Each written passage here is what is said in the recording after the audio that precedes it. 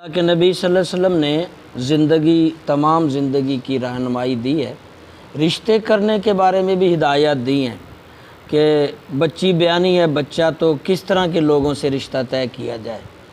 یہاں میرے سامنے ایک حدیث ابو ہریرہ نے بیان کی، اللہ کے نبی صلی اللہ علیہ وسلم فرمایا نکاح کرنے کے 4 چیزیں عموماً دیکھی جاتی ہیں۔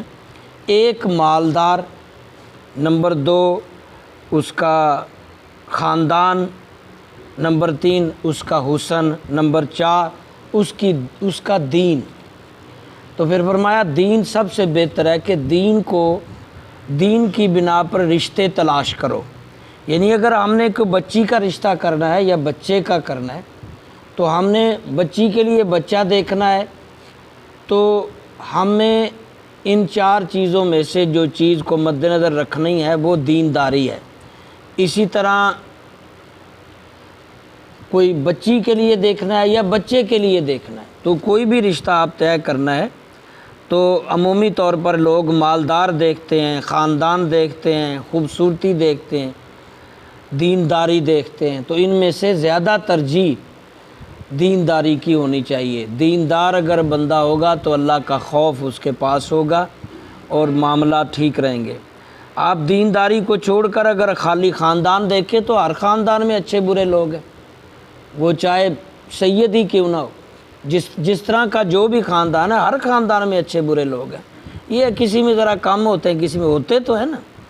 اسی طرح اگر آپ نے مال دیکھنا ہے تو بہت سے مالدار بگڑے ہوئے ہیں، حد سے زیادہ اچھے بھی ہیں، تو مالداری سے نہیں۔ اسی طرح حسن دیکھنا ہے تو زیادہ تر عمومی معاشرے میں حسن جو حسین لوگ ہوتے ہیں اکثر بے وفا ہوتے ہیں۔ یہ مقولہ شاعروں نے، غزلوں نے بہت کہا ہے کہ حسین مرد ہو یا عورت عمومی بے وفا ہوتا ہے، بہت کم ہے جو وفادار ہو۔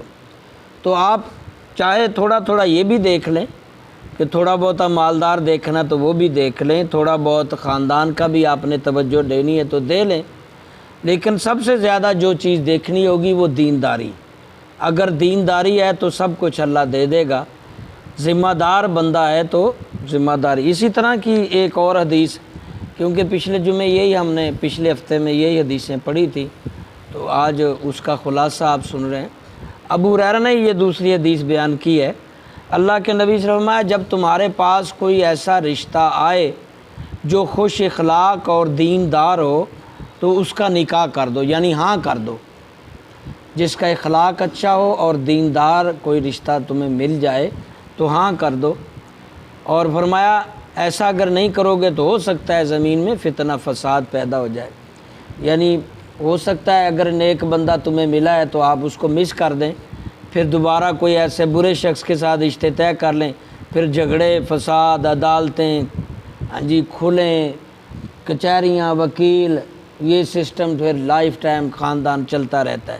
تو دینداری زیادہ اور خوش اخلاقی کو ترجیح دو۔ خالی خوش اخلاق بھی نہیں کہا، بہت سے منافق ٹائپ لوگ جو اندر سے کچھ باہر سے خوش اخلاق زیادہ ہوتے ہیں، اخلاق ان کا خوش اخلاقی زیادہ ہوتی ہے، مطلب دینداری بھی دیکھنی ہے۔ رہا یہ کہ ذاتوں پاتوں میں تو کہیں نہیں حکم فرمایا کہ فلاں ذات میں کرو، فلاں ذات میں نہ کرو۔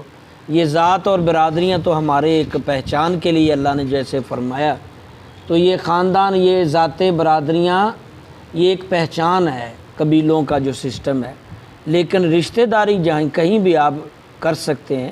جیسے نبی علیہ السلام نے مختلف خاندانوں میں خود بھی نکاح فرمایا اور اپنی بیٹیوں کا بھی مختلف خاندانوں میں نکاح کیا، اصحاب نے بھی اسی طرح۔ تو یہ چیز خاندان کا چیز نہیں دیکھنی، باقی معاملات تھوڑے بہتے جو دیکھنے کی زیادہ ضرورت ہے وہ دینداری۔ اللہ جس کو دینداری دے گا وہ سب کچھ دے دے گا۔ اللہم صلی